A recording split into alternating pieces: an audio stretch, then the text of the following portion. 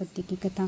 सूजी बोले, हे ऋषियों, इसके बाद मैं मल्लिकार्जुन की उत्पत्ति का वर्णन करूंगा, जिसे सुनकर बुद्धिमान भक्त संपूर्ण पापों से मुक्त हो जाता है। पहले मैंने कार्तिकेय के जिस चरित्र का वर्णन किया था, पापों का नाश करने वाले उस दिव्य चरित्र का पुनः वर्णन करता हूँ। जब तारक का वध करने वाली महाबलवान पार्वती पुत्र कार्तिकेय पृथ्वी की परिक्रमा कर कैलाश पर पुनः आए, उस समय देवर्षि नारद ने वहां आकर बुद्धि से उन्हें भ्रमित करते हुए गणेश के विवाह आदि का सारा वृत्तांत कहा। इसे सुनकर अपने माता पिता के जब तारक का वध करने वाली महाबलवान पार्वती पुत्र कार्तिकेय पृथ्वी की परिक्रमा कर कैलाश पर पुनः आए, उस समय देवर्षि नारद वहां आकर बुद्धि से उन्हें भ्रमित कर गणेश जी के विवाह का आदि सारा वृत्तांत कहा।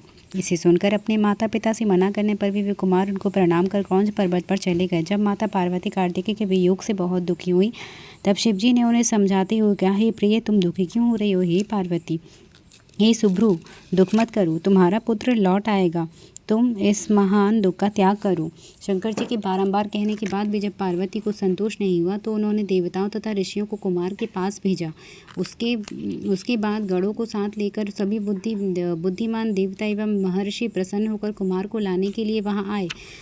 वहां जाकर कुमार को भलीभांति प्रणाम करके उन्हें अनेक प्रकार से समझाकर उन सभी ने आदरपूर्वक प्रार्थना की। तब स्वाभिमान से उद्दीप्त उन कार्तिकेय ने शिवजी की आज्ञा से युक्त उन देवगणों की प्रार्थना को स्वीकार नहीं किया। तत्पश्चात वे सभी लोग पुनः शिवजी के समीप पर लौट आए और उन्हें प्रणाम कर शिवजी से आज्ञा ले अपने अपने धाम को चले गए। तब उनके न लौटने पर शिवजी और पार्वती को पुत्र वियोग जन महान दुख प्राप्त हुआ। इसके बाद वे दोनों लौकिकाचार प्रदर्शित करते हुए अत्यंत दीन और दुखी हो परम स्नेहवश वहां गए, जहां उनके पुत्र कार्तिकेय रहते थे। तब भी पुत्र कार्तिकेय माता पिता का आगमन जान स्नेह रहित हो उस पर्वत से 3 योजन दूर चले गए। अपने पुत्र के दूर चले जाने पर वे दोनों ज्योति रूप धारण कर वहीं कौंस पर्वत पर विराजमान हो गए।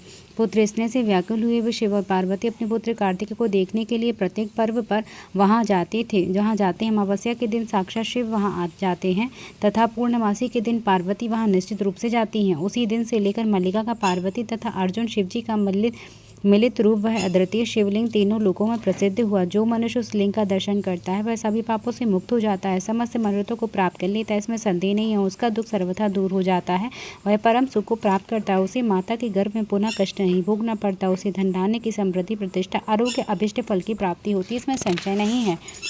यह मल्लिकार्जुन का नाम वाला दूसरा ज्योतिर्लिंग कहा गया है, जो दर्शन मात्र से सभी सुख प्रदान करता है। मैंने लोक कल्याण के लिए इसका वर्णन किया। जय जय हर हर महादेव, हर हर महादेव, हर हर महादेव।